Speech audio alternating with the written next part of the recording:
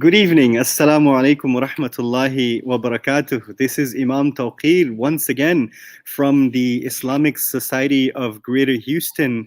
And I am so fortunate and honored and excited for today's program as part of our outreach of ISGH.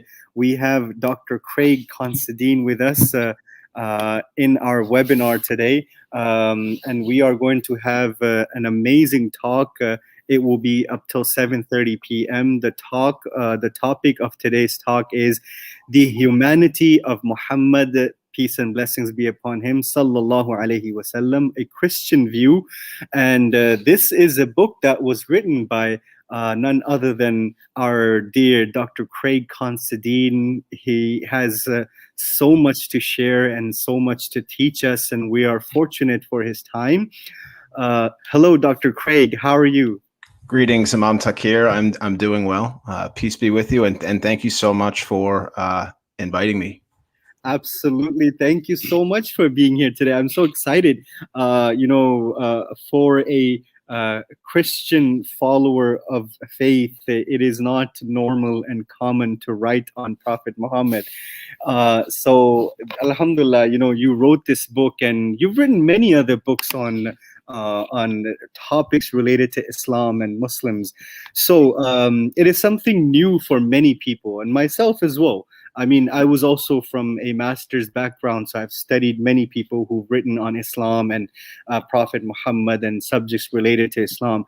But knowing someone and talking to you and talking about the inspiration, what led you to write about this.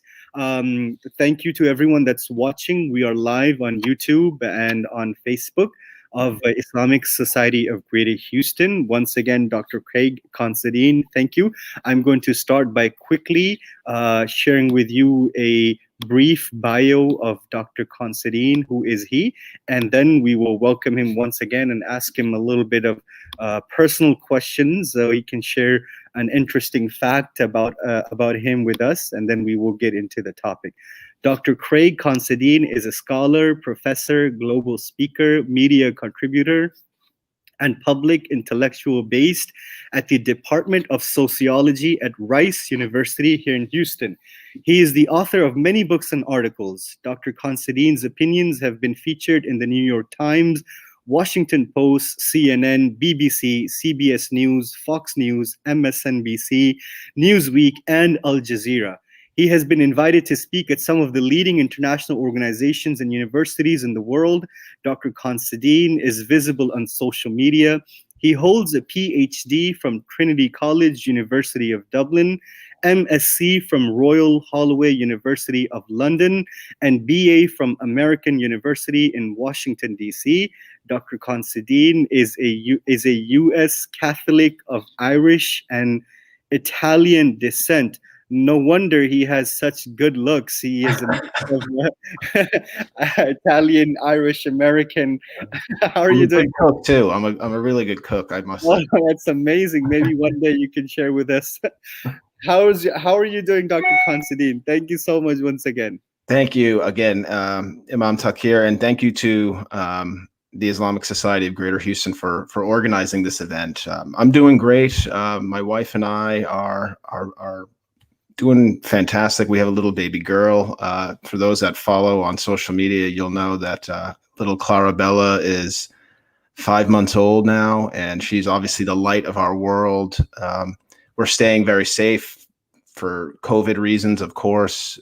We were here in our home in Houston over Christmas, so we weren't able to go back up to Boston, where my family is from. We usually go up there for Christmas. So we're missing family and we're missing friends, but thank God we're healthy and we're happy. So what more could you really ask for? Absolutely. Thank you so much, Dr. Considine. So we have up until 7:30, and the seminar is scheduled for an hour. I want to be able to finish around 7:30. So I want to quickly dive into the topic, the humanity of Muhammad. Can you give us just a little bit about the book before we get into the overview and the background of it? Sure. So the book was published in July by Blue Dome Press, which is a small publishing house in Clifton, New Jersey. Mhm. And the book is really my attempt at sharing with readers what has inspired me over the years about Prophet Muhammad, peace be with him, his life. And part of the book is also a personal, it provides a personal backdrop in terms of how did I get here? Imam Takir, we were talking before we went live, it's not very common for a Christian to even really think about Prophet Muhammad or write about him, let alone write a book. So I talk about how I got to this spot. The book itself, it's academic oriented, right? It's got footnotes, and I made sure to use authentic sources, and I made sure that it was peer reviewed. But the book is also accessible, and it's written for, really, people ask me who's the audience, and everyone is the audience, really. If you can read, you're the audience. Right. And it's got that academic substance, but it's also very readable, and it's also quite short. Like it's not a very long book. It's quite thin, but it's got substance to it. Right. So. Okay, that's interesting. So before we proceed, if one wants to read your book, where can they buy it? Maybe I'll put it in the comments. And where do they order it from? Is it on Amazon? It's on Amazon. Yep, it's on Amazon. And Blue Dome, by the way, did an amazing job of just actually producing the book. All my other publishers have been great, excuse me, great in their own right. But this book is really, it's just nice. Like when you hold it, it's really nice. So you can buy it on the Blue Dome website, and then you can buy it on Amazon, and then I think a bunch of other spots like Barnes and Noble. It's out there, like on Google. Yeah. Sounds great. And we can just come by to your office at Rice University and pick it up from there too, huh? Honestly, I have so many copies here, and I'm pretty much every week I'm going to the post office around the corner, and I'm just sending books out. So yeah. Well, I want to remind my viewers and everyone that's watching today to support Dr. Considine's work and to buy the book. Go online. You can just go on Google, The Humanity of Muhammad with Dr. Peace be upon him, with Dr. Craig Considine, and it will pull up, and just buy it and read the book. I've skimmed through it a little bit. I apologize, I didn't read the whole thing, but I went through the content, and I went to, I scrolled through some pages and some of the content. It's amazing. I think some of the subjects and the topics that you have in there, and we're going to dive a little bit into those as well.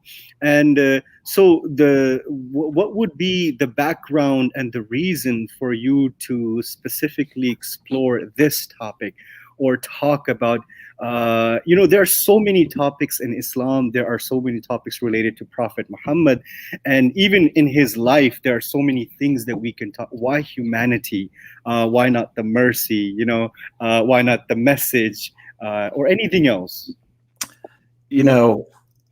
I could spend like an hour talking about why this book, and let me touch on a few reasons. And let me begin with humanity. I do think the last, let's say, 2 decades, over half of my life, I'm 35, I feel like humanity is like under siege. And I don't think humanity is something that we as human beings think enough of. I think we tend to think in terms of our tribe. And our tribe could be many different things. It could just be our family, our communities, our place of worship, our nation, or whatever it might be. And I feel like, the world is getting smaller, but we seem, because of social media and technology, but we seem to be more disconnected from this idea that we are all fundamentally human beings, first and foremost. And when I read about Prophet Muhammad's life and his legacy, I'm inspired by this realization that he had about the fundamental dignity of human life and what that means. So part of the reason why I wrote this book is not simply to kind of uplift Muhammad's views on humanity. It's really to uplift humanity at large. And I don't necessarily think you need to be a Muslim or a Christian to even benefit from this book. You know, this is a book that transcends our tribes, our nations, our religious communities. This is a book that addresses issues that are fundamental to all of us. You know, acceptance, belonging, racial equality. So Right. these are the fundamental things that I'm concerned about. I'm concerned about the fate of our humanity. Right. I really am, and I see someone like Muhammad as a person that has the medicine and the remedy to help our world. Wow, those are some words and some words of inspiration for all of us. You know, hearing it from you, it's rejuvenation and refreshing of our faith as well. So thank you for that. Did you mention your background? Are you Muslim or? No, I'm not. Yeah, I'm one of the rare birds who happens to be Christian who writes about Prophet Muhammad, peace be with him. And I think in some ways, like, I'm following in the footsteps of some of the individuals who I really do admire, like someone like Karen Armstrong. You know, one of the reasons why I became interested in Christian Muslim relations and Islamic studies in general is because of Karen Armstrong. Wow. So I was born and raised in Boston in a Catholic home. I went to Catholic school. I was reared in the church from an Irish and Italian background, Imam Takir, as you mentioned. So it was interesting, though, like when this kind of light bulb went off and I became interested in this broad field of Christian and Muslim relations, I wasn't necessarily really interested in theological matters. Like it wasn't like, hey, like I'm searching for truth. I'm off the path and I don't know what religion is good for me. I never really had that moment. It was really about a love and appreciation for knowledge, Right. Which is something I talk about in the book and something that Prophet Muhammad really did emphasize, you know, the importance of knowledge. So this is also one of the reasons why, like, I often give an answer to people. People are like, you know, why don't you convert, or why haven't you converted yet? It's because I'm sure you get that a lot. I do get it a lot. I do. And I think it's because the starting point of my journey was never one in which, you know, I'm looking into this religion or that religion for truth for me. It was more about building bridges of understanding and coexistence and harmony. Right. So that's a little bit about my background. Great. Sounds good. So I want to once again remind my audience and then everyone that's watching, if you have any questions for Dr. Craig, you can post it on the comments. I'm able to view the comments either wherever you're watching, Facebook or YouTube. You can just post questions, and if he's comfortable with it, Dr. Craig, can you also see the comments that we are getting on Facebook or no? I cannot. No. Oh, you were not able to. Oh, okay. But I can pull it up on my phone. Okay, no, that's fine. I don't want you to be distracted. If there's a question, maybe I'll ask you, and I'll probably post it on the screen. Sure. And if we get any, so we'll go ahead with that. So I want to get into the topic, the humanity of Muhammad, peace and blessings be upon him, a Christian view. Tell us a little bit about the content. What have you covered? What are the chapters, and a little about it? Maybe we can go a little bit of chapters. I see in the book that you have some really interesting chapters in there, religious pluralism and stuff like that. Some a little bit of controversial as well.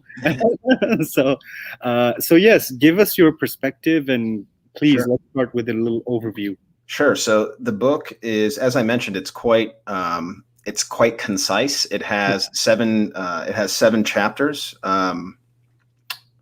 and an introduction. Actually, an introduction, 6 chapters, and a conclusion. But the intro provides a personal backdrop. It gets into why I wrote the book. And I talk a little bit in the introduction about why I consider myself an Islamic apologist. This is something that people have criticized me for, like the Islamophobia industry. Imam Taqir is always like, oh, this Considine is an Islamic apologist.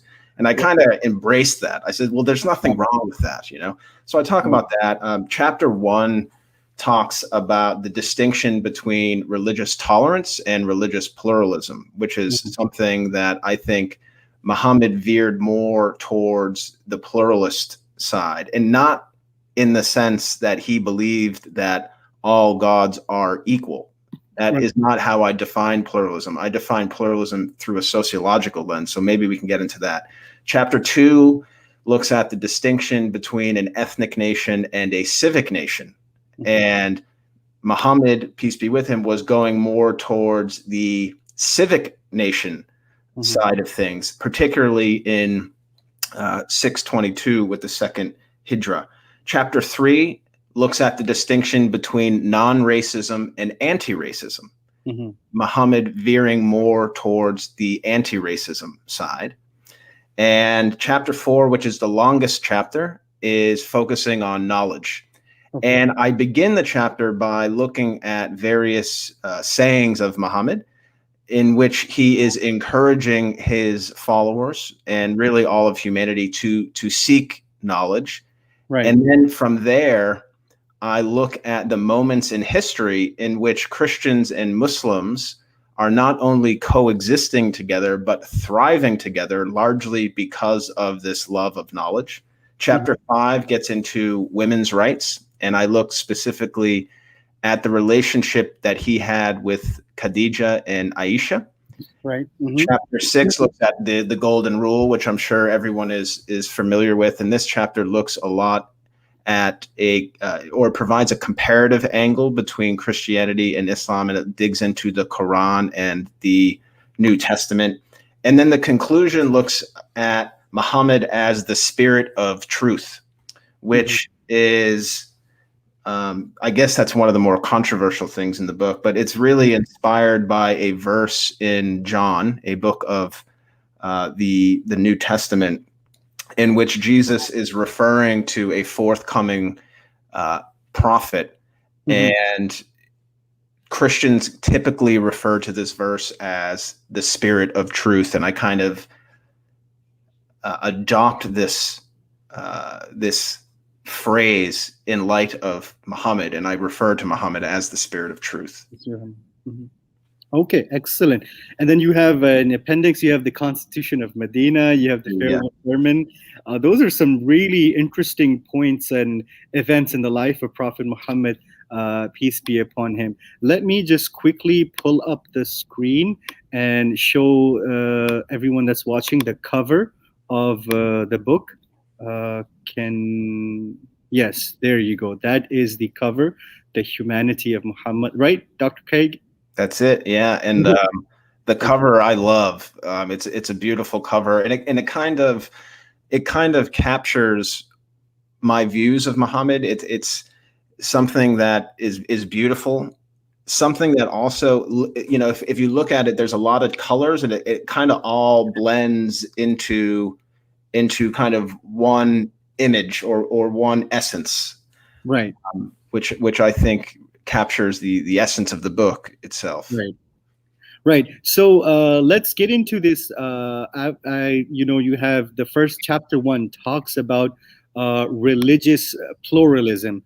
So Dr. Craig, what are you referring to? And can you tell us a little bit about religious pluralism as per what you've covered in this chapter?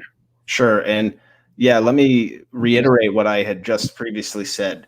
There's a tendency, I think, in not only American society, but kind of society at large, when we think of pluralism, a lot of people tend to think that it's this idea that a person holds views in which it's like, my religion is equal to all other religions. Basically, all religions are equal. And I don't go anywhere near that argument. I actually frame Mhm. this entire discussion of pluralism around Professor Diana Eck at Mhm. Harvard University. She is the inspiration behind the Pluralism Project, which is a fantastic resource if you're interested in the spectrum of religious life in the United States. And Eck distinguishes pluralism from tolerance. And she says that tolerance is a good thing, right? To tolerate each other. We all need to tolerate each other. We need to tolerate difference. But Eck is concerned that when we merely tolerate each other, it's not really encouraging us to authentically engage with one another, right? So it's one of these things like if you have a family member or a loved one and they have a bad habit and you tolerate it, sometimes you have to do that. But it's almost like you tolerate it because you don't really, it's too messy. It's too difficult to kind of overcome. And Eck is saying with relations between religious people, by merely tolerating each other, we don't get to know each other, which leads us to basically, it leads us to basically looking at the same walls that are between us. And this tolerance doesn't really push anything forward. So she says that pluralism is the energetic engagement with religious diversity. Mhm. And she provides a framework for us to kind of go about this process of pluralism. It's really a process. And she refers to this kind of process of give and take, criticism and self-criticism. She Mhm. does not say it's this massive kumbaya session that we all have to agree on. That's not what it is either. And she's basically saying this is what we need to really develop strong bridges for our communities. This is what we need. And we have plenty of examples in Muhammad's life that I think pushes or places him more in the sphere of pluralism. And I don't talk about this in the book, but I do dedicate a significant amount of time to this point in my forthcoming book. But I think Prophet Muhammad's experience as a young boy and as a young man and into his adulthood as a merchant, as someone that was responsible for caravans for goods, he was engaging with a wide spectrum of people, from all the way up to Damascus, and then throughout the whole entire Arabian Peninsula and up to the Levant, and so on and so forth. And I refer to him as a cross-cultural navigator. And this is part of the process of pluralism, kind of engaging with things that may be unfamiliar to you. Right. And in the book, the main story that I share in this chapter centers around his engagement and his encounter with the Christians of Najran. And I think many viewers here will be familiar with the story, but they may not have always looked at it as an example of going beyond tolerance. Mm-hmm. He was not only Muhammad, but the early Muslim community and the Christians of Najran themselves, like they were doing something more than just tolerance. Right. They were grappling with a very difficult intellectual, academic, spiritual, theological issue. Jesus's nature, the issue of Christology. And we know through the sources that, they didn't bash each other over their views. They didn't come, it never got to a point where they felt animosity towards each other. They may have been saying, well, hey, listen, I think, you should go with my religion. Of course, people are going to do that. But there was something deeper about it, and then obviously there's the example too of Muhammad even opening his door in the masjid in Medina to allow the Christians to pray. I mean, that is a pretty extraordinary move, especially in 630. I mean, a lot of people would not be okay with that today. So, and I think he did it, Imam Takir. I'll end on this.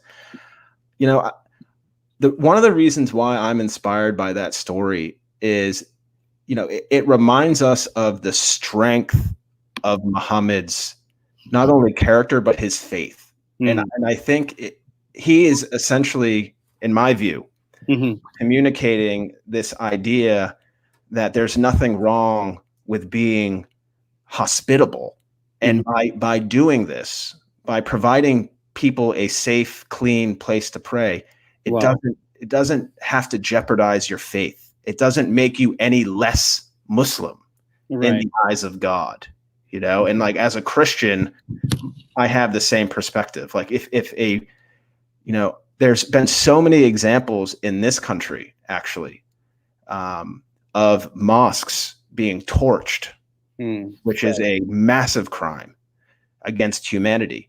And then we have Christian communities, their neighbors, opening up their church doors to allow Muslims a safe, clean spot to pray. Now, that does not, in my opinion, it doesn't jeopardize your faith or your creed or your belief. It's being a good person. And that's what inspires me. Right. Thank you for sharing that. Truly inspirational, Dr. Craig. We are getting quite a few questions on Facebook and message. And I think that the questions that are coming up are probably related to the discussion that we are having. If I line them up all the way towards the end, then we'll have too many questions. If you're okay with it, maybe I can just, we have a little bit of talk. So I can share those comments with you too. Someone said, "Salam, Dr. Considine." Hi, Ashma. Imam Ahmed says, "MashaAllah." Imam Khan. Yes.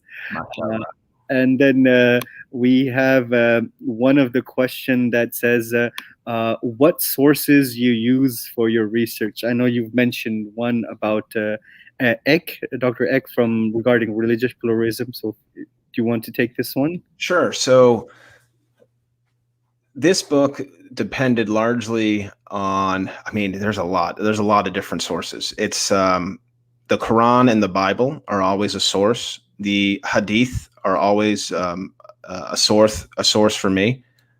In this book, I did not include any Hadith that would bring into question the matter of authenticity. The publisher and I decided we are going to leave that issue aside. I think there's maybe one Hadith that is shared: the ink of the scholar is more sacred than the blood of the martyr.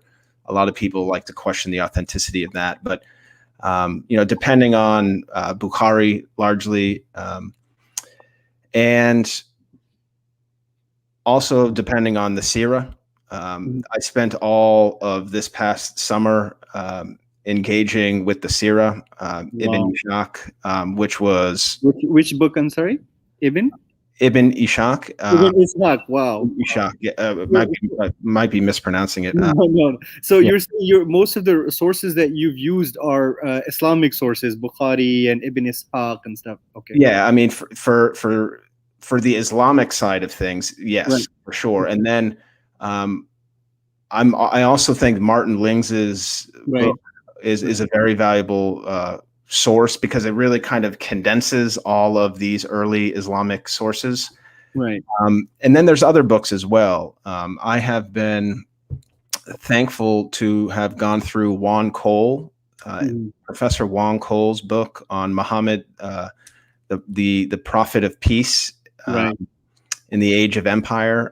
Fred Donner's book, The Believers, Karen Armstrong. This isn't necessarily linked to Muhammad, but I also really enjoyed Gary Wills's book on the Quran. I thought that was a really solid book. Right. So those are some of the sources, but it really depends. It depends on what type of book I'm writing. For this book, it was really a collection of a lot of different sources, whereas previous books would have been more rooted in, sociological sources. Right. One of the questions that we have, Dr. Craig, is we have about 30 minutes left. So I want to make sure that we cover everything and we make full use of the time. So a quick question that we have that I received on a message is, what similarities and dissimilarities you see with respect to, in your perspective, with respect to humanity in Islam and Christianity, the similarities and dissimilarities between Islam and Christianity. How would you? What are similar? I would actually start by looking at the life of Jesus and Prophet Muhammad. Mm-hmm. And when I look at these two individuals, you know, I see obviously and clearly a deep appreciation for humanity. Right. And the term that I like to use is actually a term that is often floated around interfaith circles, but it's an old Hebrew saying of tikkun olam, which means to heal a fractured world. Mm-hmm. And I believe Jesus and Muhammad in their respective lives really came at a time where, you know, in their respective locations where humanity was broken. You know, in Jesus's case, you had, you know, in Muhammad's case for that matter, you had mass corruption, you had poor leadership, you had a disdain for people that were not privileged. Right. You had a animosity between, you know, the Jews and the Samaritans. You had a lot of social tension, you know, and then in Muhammad's case as well, you know, we saw a lot of that play out. But then even things like, you know, in the 6th and 7th century, you know, this lack of care for orphans, this lack of care for baby girls, racial superiority. All of these things were prevalent in society. And I think Jesus and Muhammad were really first and foremost concerned with bringing the periphery of society, the people that have been forgotten, the people that have been lost, to bring them back into the fold of society to make society whole again. Right. Now, in terms of the differences, you know, that's something that I don't think too much about, because I am one that stresses similarities, and I kind of hammer that home all the time, not only in my own work, but to my students as well. I'm not sure I can identify right off the top of my head the differences between a Christian perspective of humanity and an Islamic perspective of humanity. Right. I think in many ways they're mirror images of each other. Got it. So Dr. Craig, one of the question that we had, I just want to share this beautiful comment with you. Someone said, Sister Ghazala said, I'm absolutely loving this session. Thank you, Imam Taqir. And she said that if you were there at the time of Prophet Muhammad, you would have been part of the Treaty of Hilf al-Fudul, the coalition of virtues. I'm sure you know that since you read Sirah. Yes. An interesting comment. Yeah, I mean, I have no problem with someone placing me into that category. And if you want to call me a Hanif, we can do that as well. I mean, call you what? That is okay. No, I mean, you know, I see nothing wrong with that. You know, like I spent so much time this summer reading about, you know, Waraka ibn Nafal and some of these and some of these characters. And so thank you, Ghazala, for that comment. I appreciate it. And thank you everyone that's watching and posting comments. And we will definitely get to all your questions and ask Dr. Craig over here, who's with us, and was gracious enough to spend an evening with us. Thank you so much once again. Dr. Craig, one of the questions that we have from Mr. Ismail, he says, what are things Muslim might have missing from foundational teachings of Prophet Muhammad that make them hesitated to have a positive and productive interfaith engagement in large? It's a little confusing, but I can probably rephrase it. I think what he's trying to say is that Prophet Muhammad, peace and blessings be upon him, was very active, as you've mentioned, when we were talking about religious pluralism in terms of interfaith, peace, and coexistence. What do you think that Muslims nowadays are missing to promote that, to promote peace and harmony and interfaith work? That's what I understood. Well, let me begin by saying that I think Muslims do a really good job of living the life and legacy of Muhammad. Now, obviously, Muslims, like any religious population, they're not a monolith. Obviously that's obvious, but I really do think, especially in the United States, there are exemplary leaders and communities that are living this life and legacy of giving without asking for anything in return, for being hospitable for the sake of being hospitable, for being kind for the sake of being kind, not looking for any type of reward in return, doing good deeds for the sake of God. So I do think Muslims do a fantastic job of that. In terms of what could Muslims do better, I think it's not an issue of what can Muslims do better. It's what can all of us do better. And I think a lot of it has to do with fear. Fear and apathy are just from the devil. It's the work of the devil. And when we're fearful, it prevents us from engaging in this experience of humanity. Like, we don't want to interact with people that we may not be familiar with, because we've already made up our minds about who these people are. Right. And I think Muhammad was not like that. He wasn't one to judge a book by its cover. He was one to just be a human, to get to know who this person was at a human level. Right. Beyond, before you get into, what tribe is this person in? What cultural backdrop are they in? What religion are they in? Let's look at their fundamental human character first and foremost. And one of the examples I provide in the book, and it's one of the first stories that I learned about Prophet Muhammad, peace be with him, is the story of the Jewish funeral procession, in which he stood up and basically just told some of his followers, like, I am standing up because this is a human soul. This is a person. This is a human being, And I think that's really powerful. And I do think our hesitation, and I'm not saying Muslims, us as humans, our hesitation to get to know the other is rooted in fear. And I think it's very damaging fear, very damaging to us, not only to our communities, but to our souls. And I'm concerned about that. And that's such a beautiful hadith that you've just shared with us, that, a funeral of a Jewish person was passing, and the Prophet ﷺ, peace be upon him, stood up.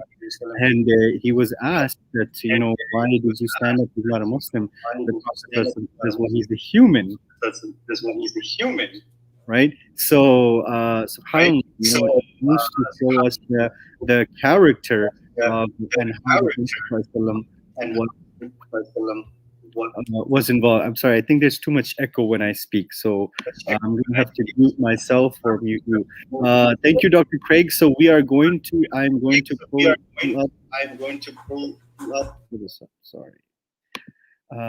pull up your. I apologize if I did not mention this to you, but I just pulled up your the contents of the book. Is that okay? Oh, I have you on mute. Sorry. These are the proofs. This is the proof version, so that's why it's in red there. Oh, okay. Sorry about that. So, the reason why I pulled it up is because all of these chapters and the topics that you have: civic nation state building, anti-racism, seeking knowledge, women's right, the golden rule, the spirit of truth, and then you have the Constitution of Medina, the farewell sermon, the covenant with the monks of Mount Sinai, the Treaty of Peace and Friendship, human fraternity for world peace. Those are all important topics. I wish we can go one by one to all of them, but because of the time, we won't be able to.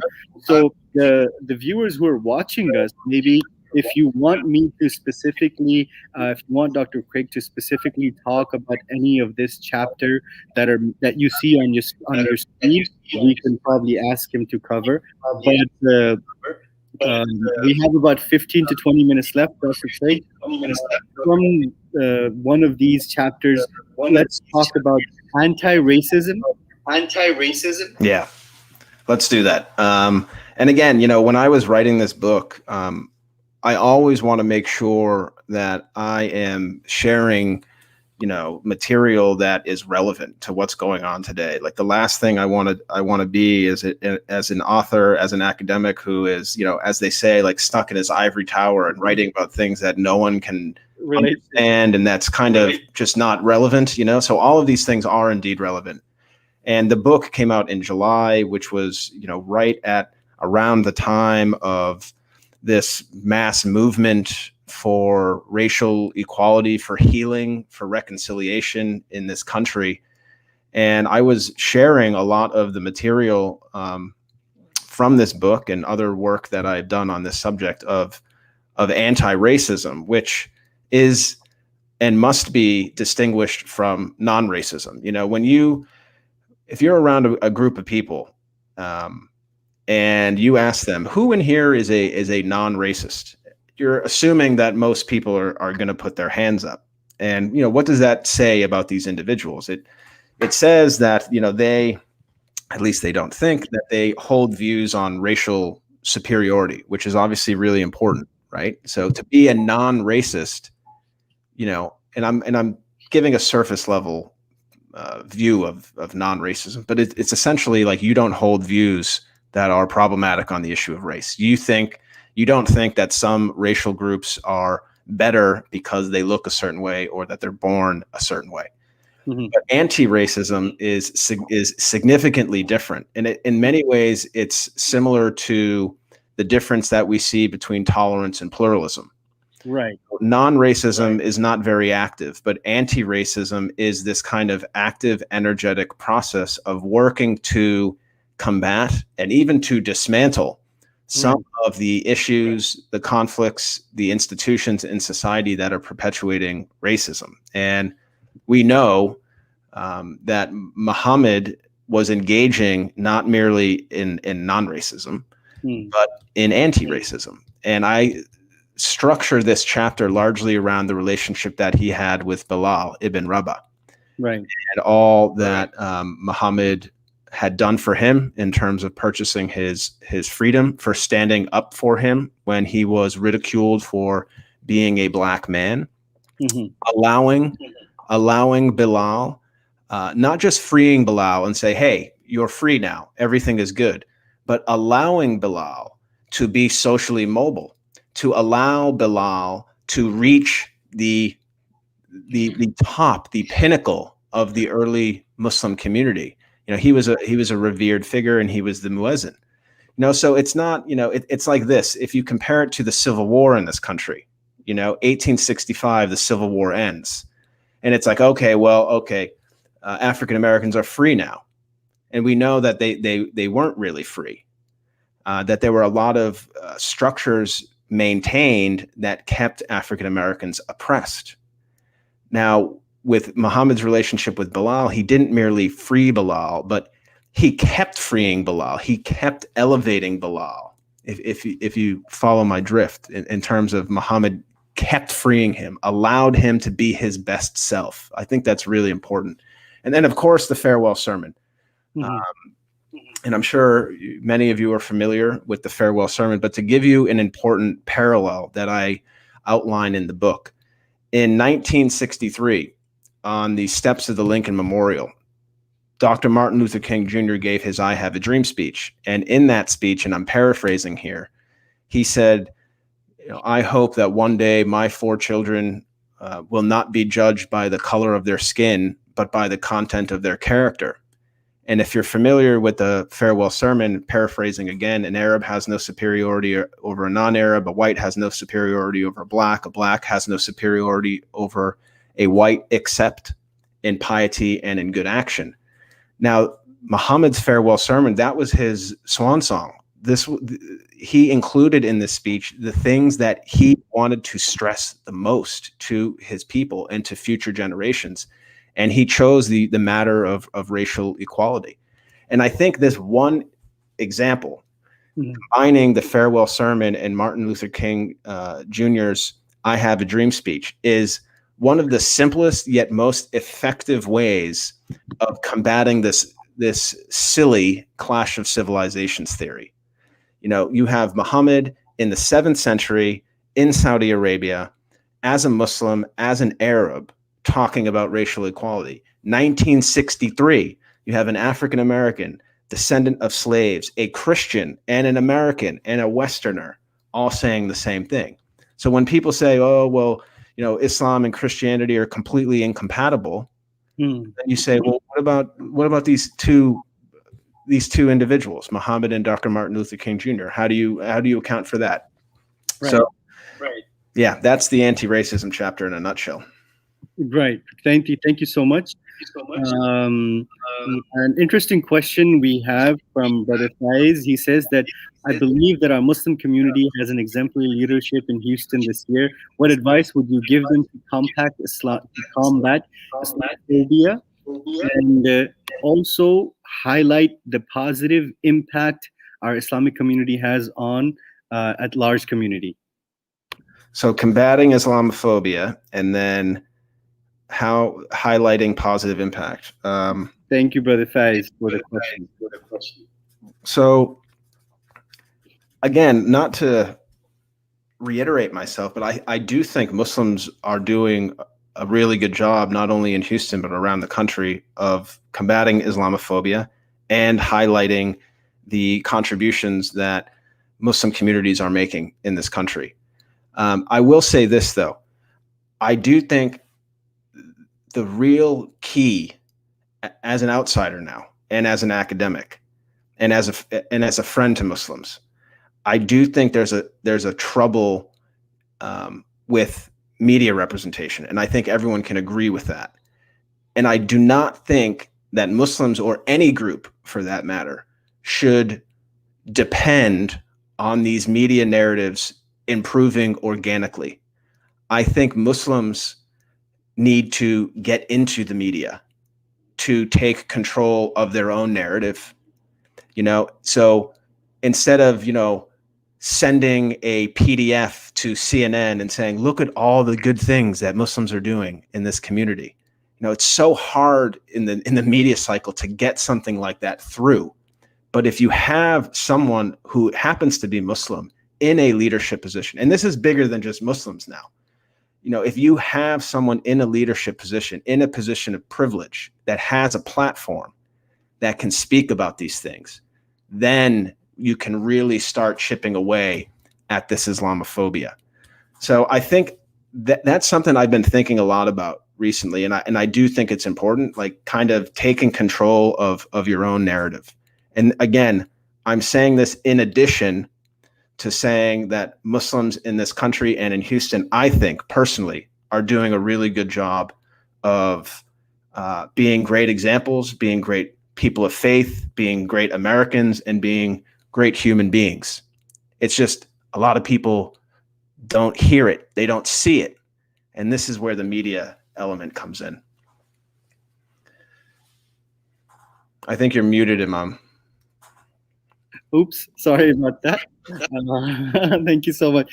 Another interesting question. So before I get to this last few questions, let's get to the question that's been on my mind regarding chapter number 6. So tell us, what is the golden rule? Oh, the golden rule, Imam Takir. Treat others how you wish to be treated. Wow. It is...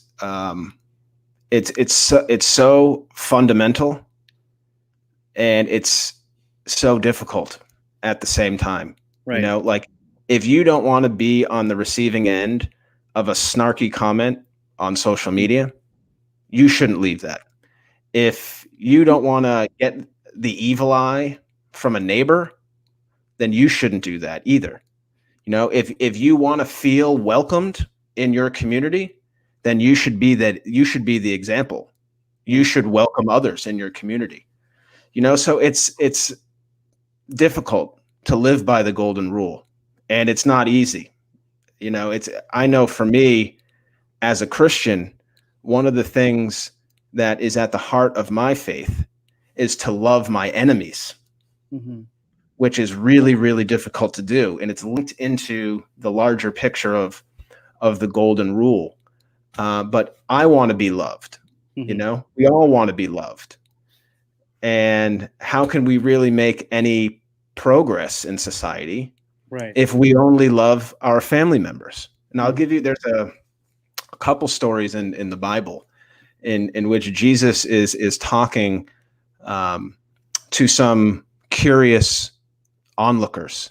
And Jesus says at a few points, he basically says, you know, even the tax collectors who were very demonized, that looked down upon at the time for being corrupt. He said, even the tax collectors love their family members.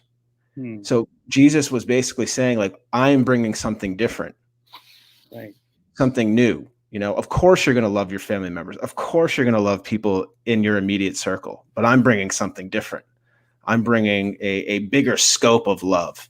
And that is linked into the golden rule. In this chapter, I look at a lot of Quranic passages and biblical passages. And then I also look at the life of Muhammad and Jesus and just kind of small things that they did. Yeah. Thank you, Dr. Craig. That was a beautiful explanation. The golden rule, without a doubt, to treat others the way you would like to be treated yourself. Brother Ismail had mentioned that as well. One of the questions that we received, an interesting question. Now, if you feel comfortable, you can answer it. What do you think the reason for Muslims far behind other, Islam is probably the only religion that is a victim of phobia, right? Compared to other faiths and other religions like Christianity and Judaism and any other, they don't receive as much hate as Muslims do. What do you think that Muslims are lacking in their character that was there in the time of the Prophet ﷺ, Prophet's peace and blessings be upon him, that they're lacking today, and because of that, we are in this current state that we are in? Well, let me begin by also saying that I do think a lot of Muslims are doing a really good job of what I'm about to say. I do think that any individual that is on the receiving end of mistreatment, of persecution, or of some type of phobia, they need to have thick skin. And this is not easy to do. And a lot of people will say, well, here is Craig being privileged. He's never been on the receiving end of this, which is not true, by the way. But what I mean by thick skin is this, and it actually stems from a conversation that I had with Sheikh Hamza Yusuf a couple years ago. And I was sitting down with him, and he taught me something that I'll never forget. And we were talking about how to uplift the youth away from the black hole of Islamophobia. And he said this, he said, there's basically two ways of living. He says that there is horizontal living and there's vertical living. And I said, okay, horizontal living is us as human beings being consumed by everything around us, right? So our relationships, our environments, our friendships or lack of friendships, how our colleagues treat us, how the media treats us. When we focus so much on these things, especially if you're from specific groups, it could really bog you down. And it can take you away from the vertical, which is God, right? So who, I would say to young people who are experiencing these phobias, who are you ultimately answering to? Are you answering to human beings on earth? And of course, I'm not saying rebel against your parents. I'm not saying any of that. But who is your ultimate judge? Who are you living for? And I think this is where the thick skin comes in. It's to be strong in your faith. And I'll give you an example to the time of Muhammad. And I don't write about this in the book, but it's in my next book. When he and Abu Bakr are going to Medina, and they're hiding in a cave. And Abu Bakr is petrified because the Quraysh are approaching them, and Abu Bakr is afraid that the Quraysh are gonna catch them, and God knows only what happened to them. And Abu Bakr says, there's only two of us. I'm afraid. And Muhammad says, no, there's three of us: you, me, and God. And that's the type of strength, belief, and faith that reminds us of that vertical thinking, that God is there. God is the judge. God is the person that's going to take care of us. I think we all need more of that. We all need more of that perspective, so we don't get so bogged down in the everyday nastiness that we can see among our peers and human beings. Thank you, Dr. Considine. We want to wrap up, but we have so many questions. We have like about 3 or 4 questions. If okay, can we take a 2-minute break to kind of like gather the questions, and maybe I can show it to you. And in that 2-minute, in 3 minutes, we'll be back in 3 minutes, and then I will show you some of these questions, or you can get to those questions, and then we will finish the program at 7:45. If that's okay with you. Sure, yeah, no problem. And we do have 3 or 4 questions. I want to get to them, and then we will just get back. Let's take a little break. I'm just gonna not pause, but we will just take ourselves out from the stream, and then I'll post the questions to you on a private comment, and then you can kind of look at them. All right, we'll be back. It's also the reason we're taking a break. It's time for adhan as well. It's time for Isha adhan. I'm in the masjid, so inshallah we will be back in just about 3 minutes.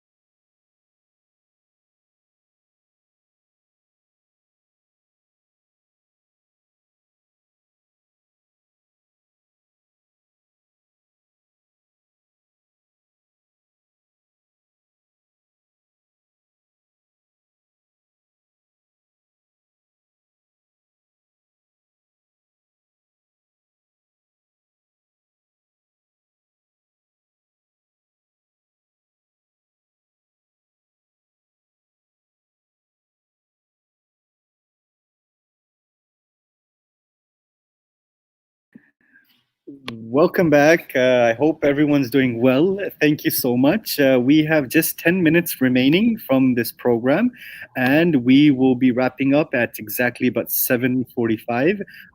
We did talk a little bit.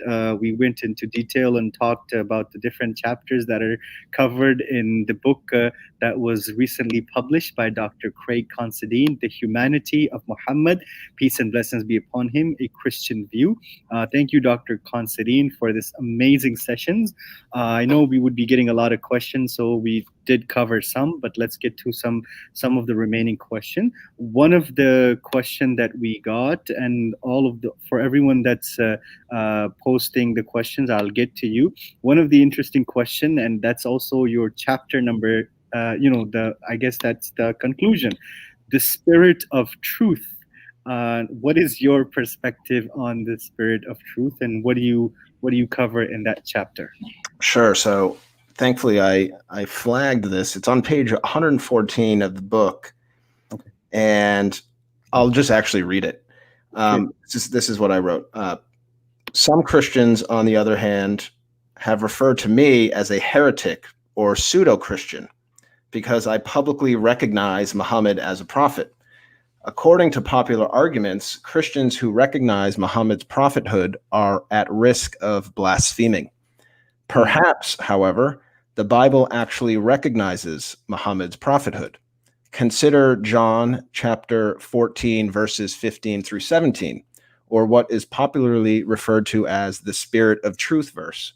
Some Christians and Muslims turn to this gospel passage in either justifying Muhammad's prophethood or legitimizing Jesus's prediction that another prophet, Muhammad, would follow him. In this verse, Jesus states that he will, quote, ask the Father, and he will give you another helper who will stay with you forever. He is the Spirit who reveals the truth about God. And then Jesus goes on to say, the world cannot receive him because it cannot see him or know him, but you know him because he remains with you and is in you. So the biblical verse refers to Muhammad not only as a helper, but also as the Spirit, which is interesting because the Quran refers to Jesus as the Spirit. And this biblical verse also says, he will reveal the truth about God. So I guess the sticky point here is, what is the truth of God, right? Which is a massive question, which deserves its own session. And I think a lot of Christians would be hesitant here because of the nature of the Trinity, which is also something I don't really talk about in this book, but my next book deals with the Trinity in detail. And let me shed some light on this here. I was raised Catholic. I am still Catholic. I'm a believer. I'm a practicing Catholic. I believe in the Trinity.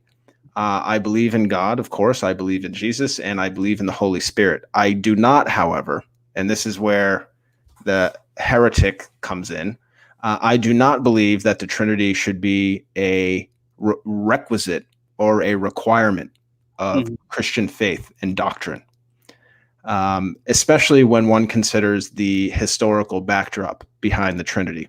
And, the idea of the Trinity has been around as long as, basically once Jesus left Earth. The idea of the Trinity has always been around, but it wasn't officially codified until the 4th century. It's a long time. It's 325 years, essentially, to be exact, at the Council of Nicaea. So this biblical passage really, it's problematic because it requires us to ask the question, well, what is God's true nature? Which is going to have different answers to a lot of different people.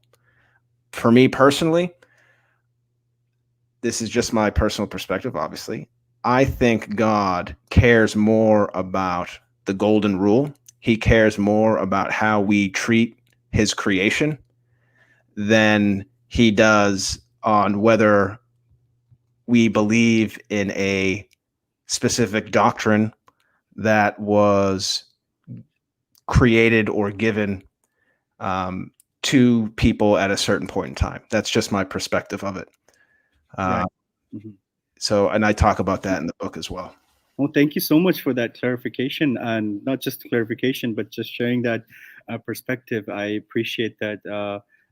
Very good insight. Let's get to this question. Dr. Craig from Safan Abbasi, what are the main benefits and transformation you see in your mindset or understanding / principles after studying a lot about Muslims and Islam?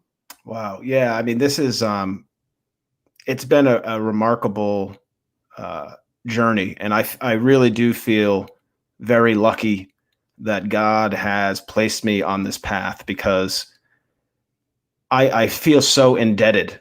And I talk about this actually in the dedication of this book. I feel very indebted to Muslims for actually, in many ways, turning me back to God. Because when I was in college, when a lot of this started, like, I wasn't very religious at all. Like, my household growing up, like, we were pretty secular, much more so than I think a lot of families. And when I started witnessing how passionate Muslims were, not just about God and belief, but how a lot of the people I have encountered practice and show that belief and faith, it was really inspiring. So, like, unbelievable hospitality, meeting people who are literally willing to give their shirt off their back to you, to just the overt kindness is really something that gave me a lot of faith, not only in my own faith, because it kind of made me reimagine, like, I started questioning, like, does my faith have this? Like, does my faith tell me to be this kind to people? And of course I found it,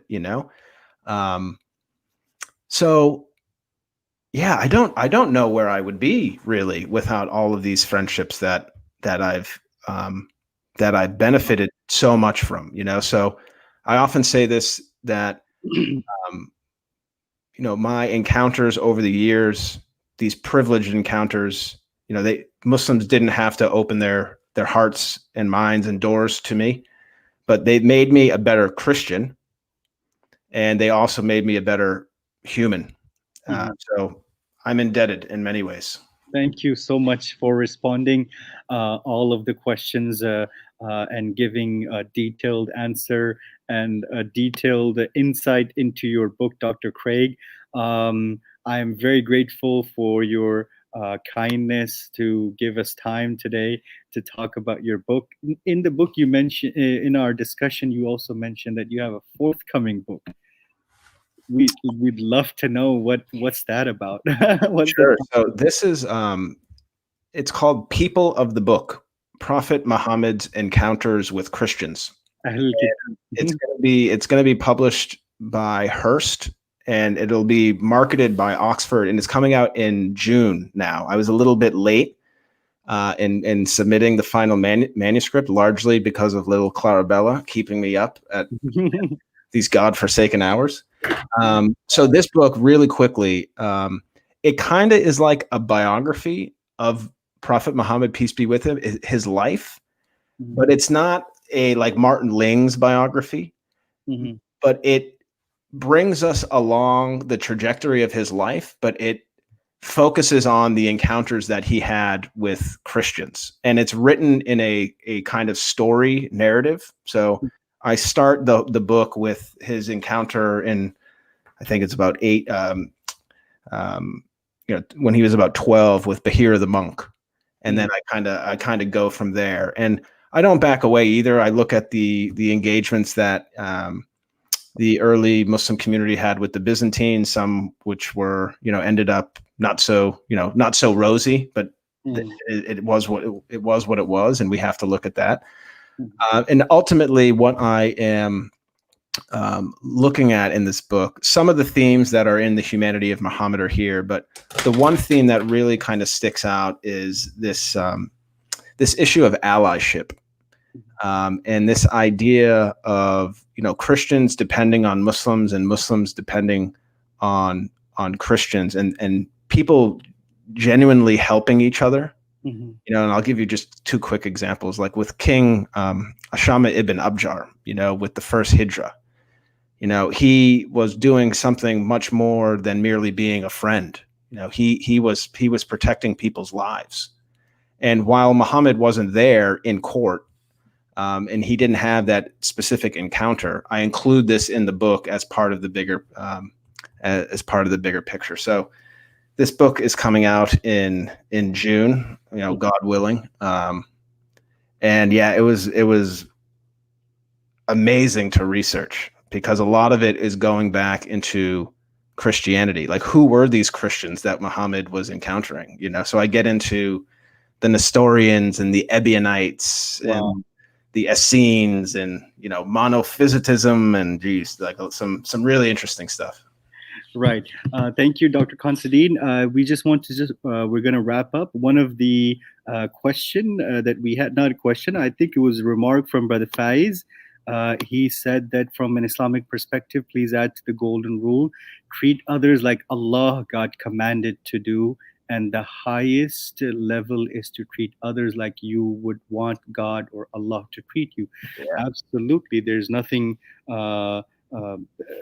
we can take out of that. God, Allah subhanahu wa ta'ala says, mentioned in the Quran, that forgive others. Would you not want Allah? Would you not want God to forgive you?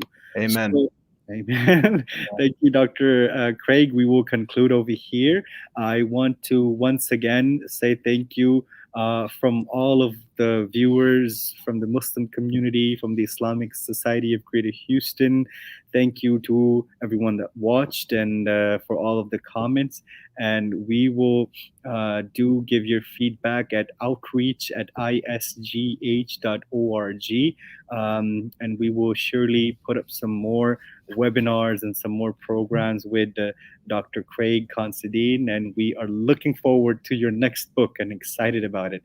Thank you so much, Imam Takir. Yeah, and thank you to ISGH, and for all of you, wherever you are, for tuning in.